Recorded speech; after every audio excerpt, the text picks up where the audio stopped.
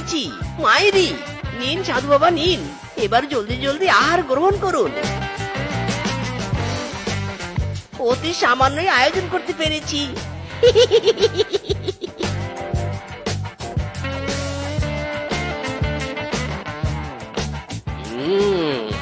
খিচুড়িটা ভালোই, তবে সাথে একটু আচার আর মাংস হলে মন্দ হতো না। আর আমি সন্তুষ্ট না হলে তো তোকে ভাগ্য ফল দিতে পারবো না। ভাগ্যফল? সে আবার কি জিনিস? আপনি কি হিসেব নিকেশ করে আমাদের ভাগ্যের ফল বের করে দিবেন নাকি? এটা তো ঠিক বুঝতে পারলুম না।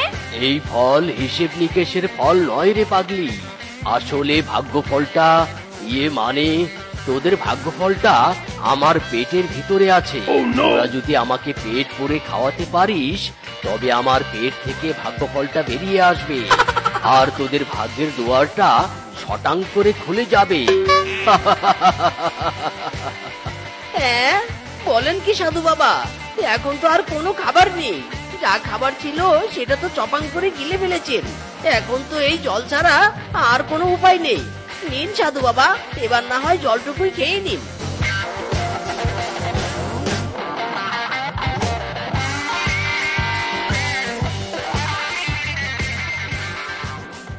ওরে বাবা রে, ওরে মারে, কি লাগছে রে?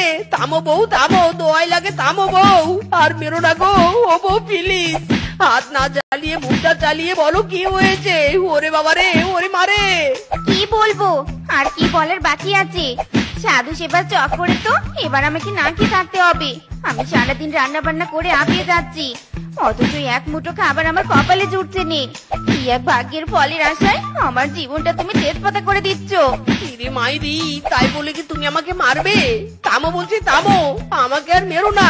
দরকার পড়লে আমি আরো বেশি বেশি চুরি করে আনবো। সাধু বাবার পেট ভরানোর সাথে সাথে তোমার পেটও ভরাবো। তবু আমাকে ছাড়ো বউ, ছাড়ো, ছেড়ে দাও, লাগছে তো।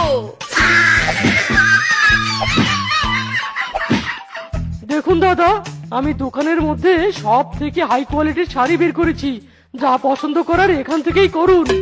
ইরে মাইরি, বলছো কি দাদা? এসব শাড়ি তোমার দোকানের সব থেকে হাই কোয়ালিটির শাড়ি? বাট এই শাড়িগুলো দেখেও কেমন জানি পছন্দ হচ্ছে না। দেখুন না আর একটু হাই কোয়ালিটি কিছু পাওয়া যায় কিনা।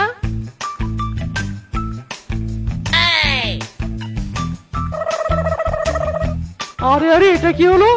এই বেটা হাই কোয়ালিটি খুঁজতে গিয়ে তো আমার দোকানের শাড়ি মেরে দিল। এই বেটা, এই থাম বলছি, থাম। এই আমার শাড়ি দিয়ে যা। এই চোরের ঘরের চোর, থাম বলছি, থাম।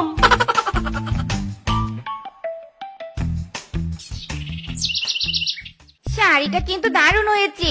এই প্রথম তুমি একটা কাজের কাজ করেছো। এবারে তোমাকে সার্থক চোর বলে মনে হচ্ছে। তুই চুরি করে বউয়ের মন মতো শাড়ি এনে দিতে পারিস, অথচ আমাকে পেট পুরে খাওয়াতে পারিস না। দুঃখজনক বাছা, খুবই দুঃখজনক। ইরি মায়েরি, বলছেন কি সাধু বাবা? এই এক জীবনে অর্ধেক চুরি করেছি শুধু আপনাকে খাওয়ানোর জন্য। দিন দিন আপনার ক্ষুধা তো বেড়েই চলেছে, বেড়েই চলেছে, আর আমাদের ভাগ্যবলটাও আপনার পেটের মধ্যেই হারিয়ে যাচ্ছে। না পারছি আপনার ক্ষুধা মেটাতে, আর আপনি না পারছেন আমাকে ভাগ্যফল দিতে। শুনুন সাধু বাবা, আমি আপনাকে সাফ সাফ বলে দিচ্ছি, এইবার আমি আপনাকে শেষ খাওয়া খাওয়াবো। এবার যদি আপনি আমাদের ভাগ্যফল দিতে না পারেন তবে আর একটা দানাও আমি আপনাকে খাওয়াবো না। মায়েরি, সে কি বাছা, এ কি শোনালি তুই আমাকে? সাধু সেবায় সন্তুষ্ট না হয়ে তুই ভাগ্যফল নিয়ে ব্যস্ত হয়ে পড়েছিস। তবে যা, আমি তোকে তোর ভাগ্যফল দিব, তারপর যা হওয়ার হবে। ইরি মায়েরি, এটা কি হলো? এই সাধু বাবা অদৃশ্য হয়ে গেল কি করে? আয় হায়, তবে কি এই সাধু বাবা সত্যি সত্যি অনেক ক্ষমতাশালী? আয় হায় রে। আর তুমি কিনা সেই সাধুর সাথেই এত দুর্ব্যবহার করলে, খাবারের খোটা দিলে। আসলেই বেশ অন্যায় হয়ে গেছে বউ। এবার সাধু বাবার মন পাওয়ার একটাই উপায় আছে, আর সেই উপায় হলো সাধু বাবাকে পেট পুরে খাওয়ানো। তাহলে সাধু বাবার মনও পাবো আর ভাগ্যফলও পাবো। এবার আমি ভাগ্যফল পাবো কোথায়? ভালো মন্দ খাওয়ার আশায় ওই বেটা মিসকে তো অনেক লোভ দেখিয়েছি, এতদিনে অনেক খাবারও খেয়েছি। যদি আমি মিসকে ভাগ্যফল দিতে না পারি তবে তো আর আমার রক্ষে থাকবে না। সাধু বেশ তো দূরে থাক, ভূত ভূষণ্ডিও ছুটিয়ে দিবে। তাই যে করেই হোক যে কোনো একটা ফল মিসকের হাতে ধরিয়ে দিতে হবে আর মিসকে ভুলভাল বুঝিয়ে আর কিছুদিন আরামে থাকার ব্যবস্থা করতে হবে। মায়েরি, আজ আর কোনো কিছু ফেলে চলে যাব না। চোখের সামনে যা পাবো তাই চুরি করে নিয়ে যাব। গরু, ছাগল, হাঁস, মুরগি, শাকসবজি সব নিয়ে যাব আর সাধু বাবাকে পেট পুরে খাওয়াবো। না, অনেক তো চেষ্টা করলাম, আশেপাশে কোনো ফলের গাছই পেলাম না। এবার আমি কি দিয়ে বুঝাবো, কিছুই তো বুঝতে পারছি না। তবে এখন যা দেখছি এই টমেটোই একমাত্র ভরসা। টমেটো চুরি করে নিয়ে গিয়ে টমেটোকেই ভাগ্যফল বলে চালিয়ে দিব। সাব্বাস সাধু বাবা, সাব্বাস। রাতের বেলা টমেটো চুরি করে ভাগ্যফল বানাবেন, তাই না? বাট কিন্তু তোর পর্দা যে ফাঁস হয়ে গেল ভণ্ড সাধু। আজ তোর রক্ষে নেই রে। বল বল, কেন কোন ধান্দায় সাধু সেজেছিলি? বল বলছি, নয়তো মেরে তক্তা বানাবো আজ তোকে।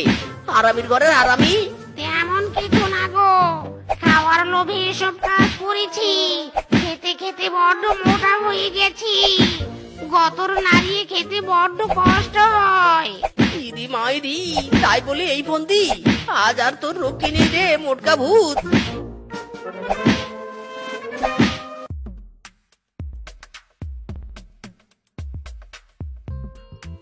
মা, তুমি চলে এসেছো তো? বলছি, 1 গ্লাস দুধে কিন্তু 1 চামচ হলুদের গুঁড়া দিয়েছো তো? পরিমাণ ঠিক থাকাটা কিন্তু খুব জরুরি। পরিমাপ ঠিকই আছে, কিন্তু বাবা তুই প্রতিবার পাত্রী দেখতে যাওয়ার সময় হলুদ গুঁড়ো দিয়ে দুধ কেন খাস বলতো?